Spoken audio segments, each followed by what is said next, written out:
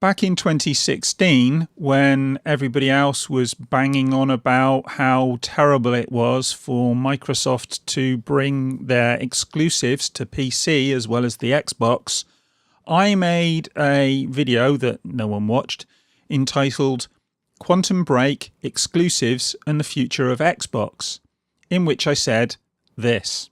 But Microsoft's strategy has always been to try and get Windows, or certainly their software, into the lounge, and the Xbox was part of that strategy.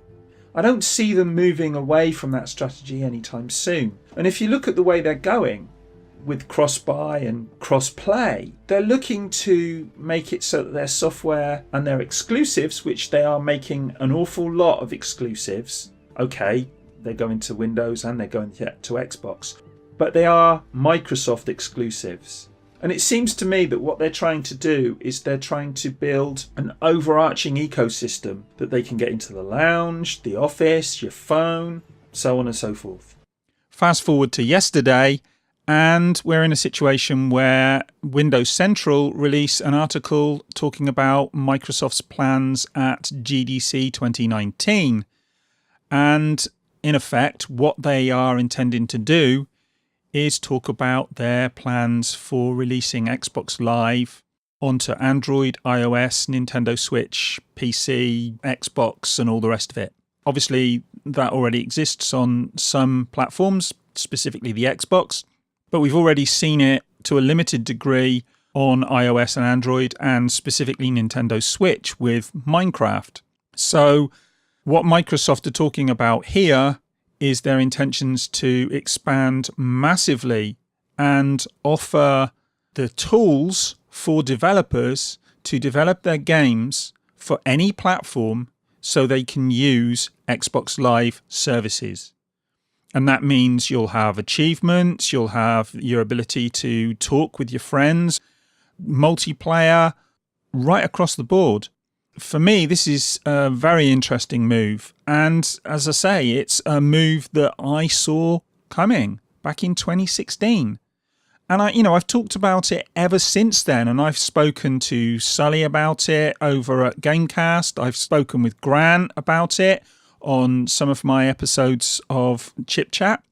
And, I think we were all pretty much of the opinion that this is where it was heading. For me, I felt like people were really missing the point with Microsoft and what Microsoft was intending to do moving forward with gaming. It wasn't exactly a subtext. Microsoft have been pretty much upfront about what their intentions were for years now. Specifically, Phil Spencer has said many, many times how he wants games to be like music, where you can pick up any platform at all and play.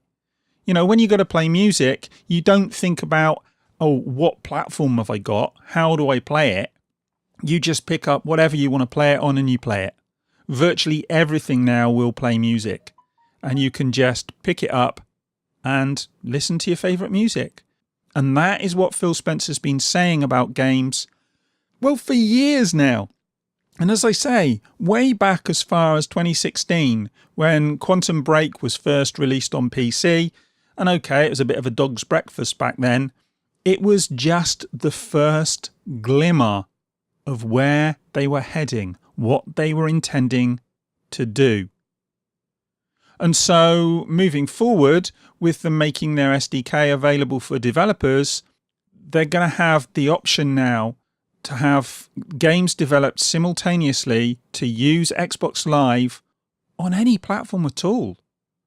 It's just not going to happen on PlayStation, but it's almost certainly going to happen with games on the Switch. As I say, we've already seen it with first-party games, specifically Minecraft, but we're going to see it with other first-party games.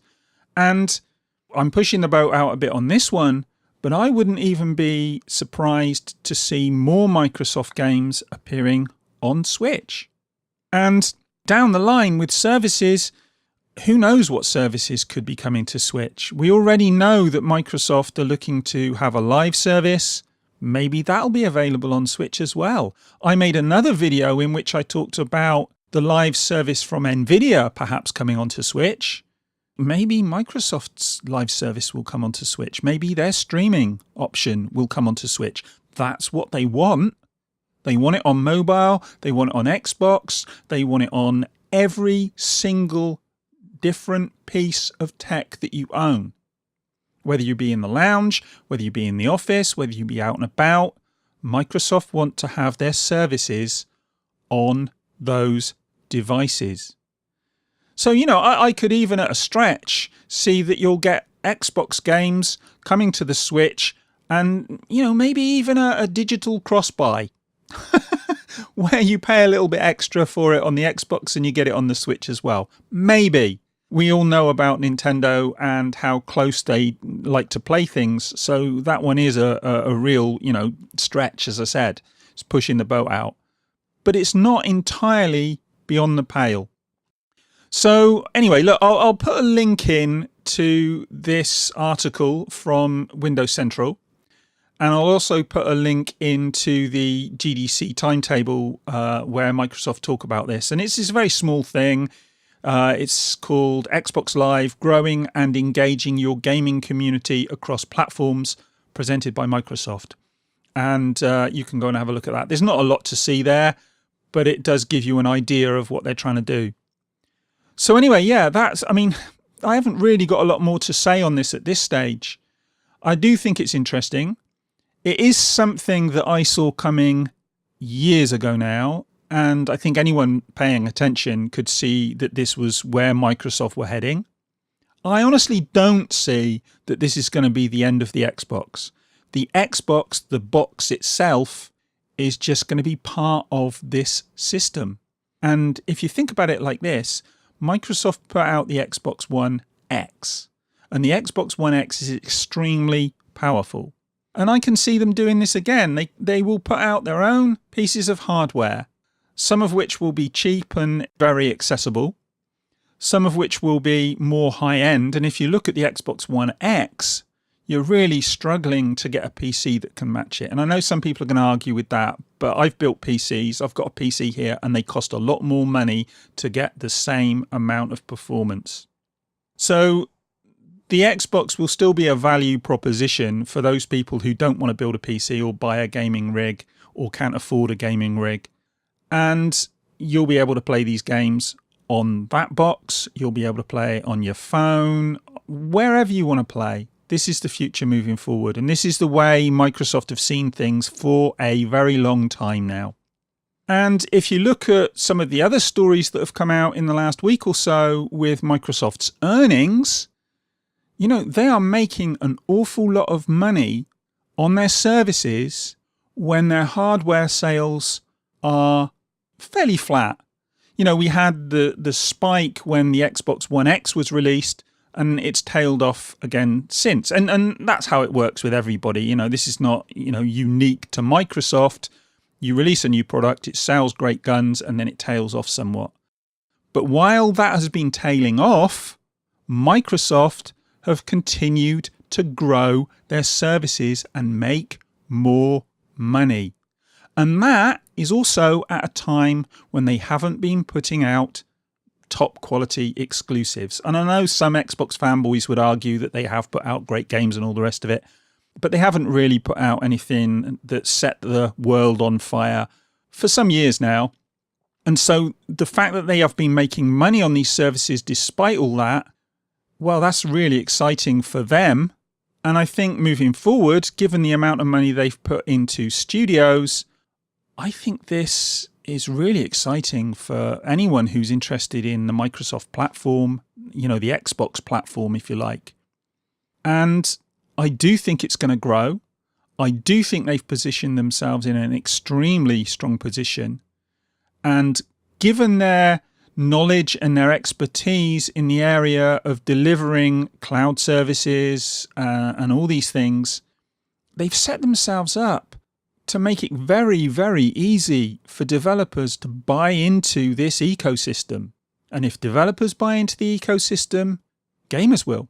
Because the games will be there and you'll be able to pick up and play wherever you like. You'll be able to take your achievements with you wherever you like.